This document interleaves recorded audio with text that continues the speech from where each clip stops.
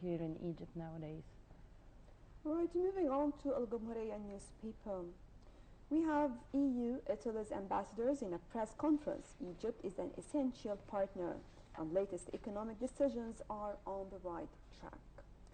European Union to Egypt said that the steps of economic reform taken by Egypt in the new budget have put Egypt's economy on the right track.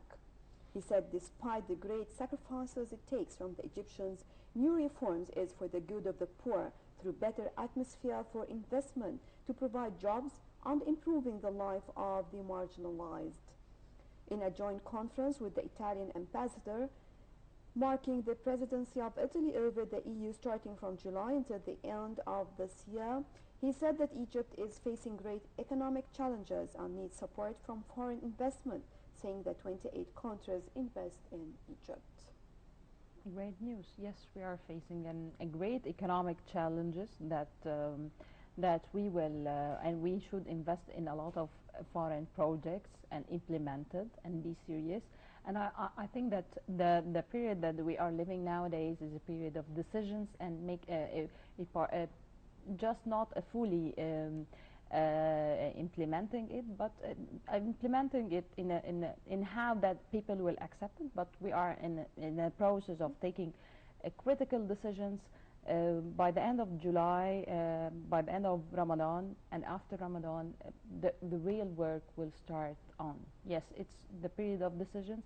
The real work will start after Ramadan, the projects, the investment, and that's our own role. As we said, our slogan is to work and stop, okay? Right, and President Abdel Fattah al-Sisi issued a decree on Thursday regulating the General Secretariat of the National Security Council. Presidential spokesman Ihab Badawi said the law mandates forming an organizing committee for the National Security Council and that the members will include representatives of ministries of defense, interior, foreign affairs, and the general intelligence. The president appoints the head of the committee as well as the members based on the head's suggestion. The head of the committee would also have the minister's powers as they relate to the financial and managerial issues in the council. President Abdel Fattah al-Sisi also issued a decree increasing military pensions by 10% on the new law, which was reviewed by the State Council and approved by the cabinet, will take effect retroactively as of the beginning of July. The increase by 10%. I think, yes, okay, but gave them that increase, but also others must have that too. If it is among all employees or among those who anyone has got the right for the pension, I think we must, in the coming days, to take also an important decision but to increase some people, other. the amount of money that they receive, is already very much few, and even the 10% cannot support them.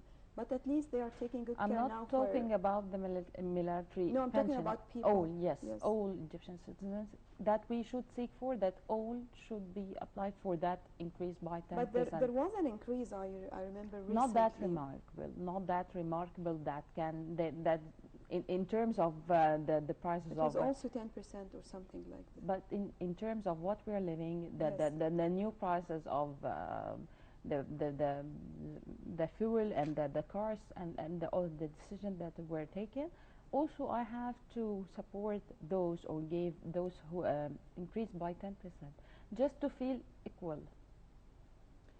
And from Al-Wafdi newspaper, sources said that Prime Minister Ibrahim Mahlab and Minister of Local Development Adel Labib wrapped up discussions on new governors list that included new 12 governors who will be sworn in before President Abdel Fattah al-Sisi. The swearing in is to be by the end of this week, and the source said, adding that every governor will have new assistants and deputies from youth. The role of youth to start. It's good news. Hope to see the role of youth is doing great and good work. Let's move on to Egypt Independent to take another headline. Luxor Criminal Court referred the death sentences issued against Yasser Abdel Eda, known as El Hamboli, Shazli Fathi Khalil, Abdullah Muhammad Fikri, Qasim Abdel Hamid Al Arab, and Ahmed Muhammad Al Fadil to the Grand Mufti to approve. They are charged with killing a worker of a gas station. Hamboli is also sentenced to 35 years in prison in 6 different cases of armed robbery. And the final verdict will be issued on the 14th of August. Do you have any comment regarding these verdicts?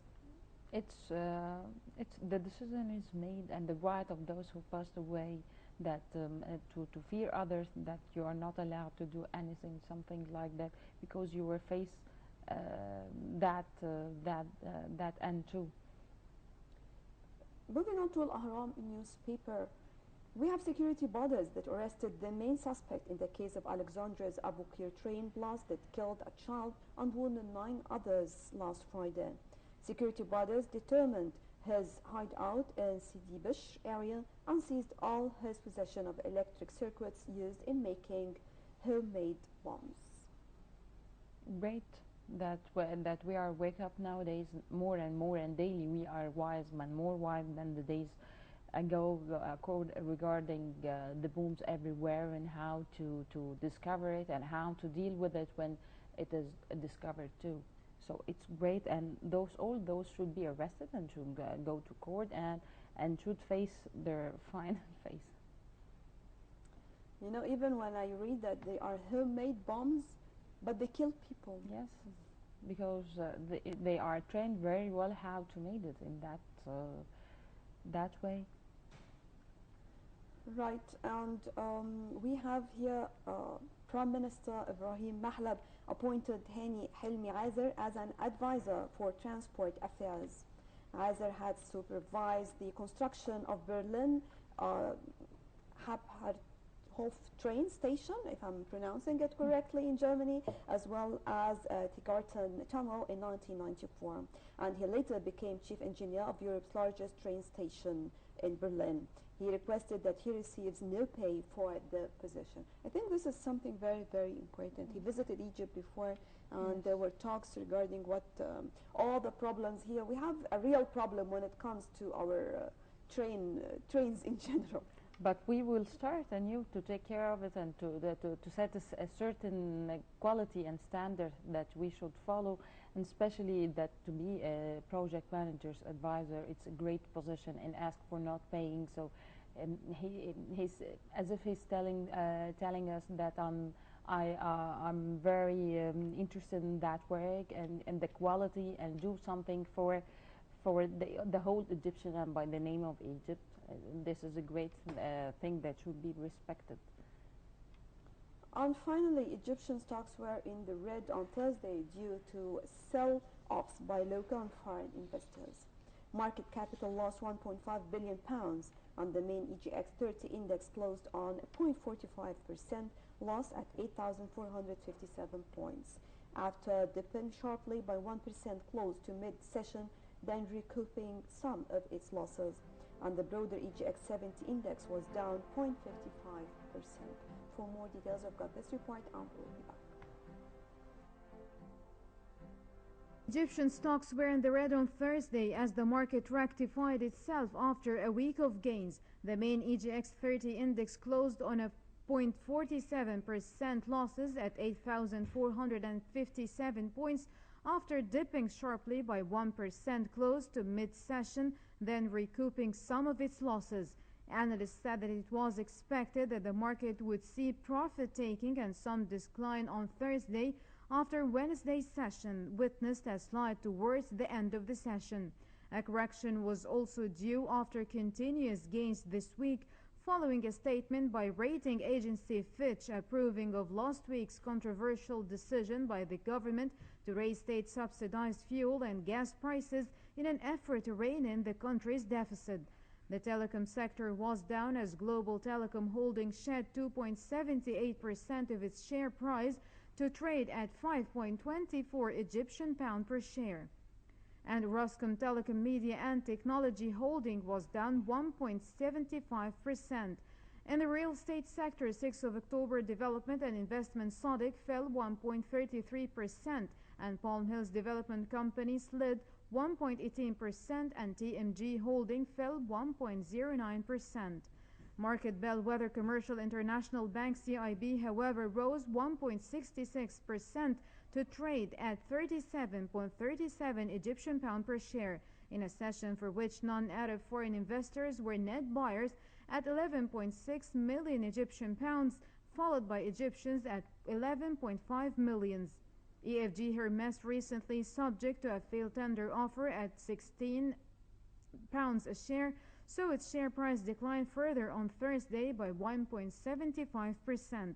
An offer made last month by Cairo-based Billiton Financial and Egyptian billionaire Naguib Sawiris only managed to attract 48% of the 20% stake it had sought in EFG Hermes on the last day of the offer earlier this week.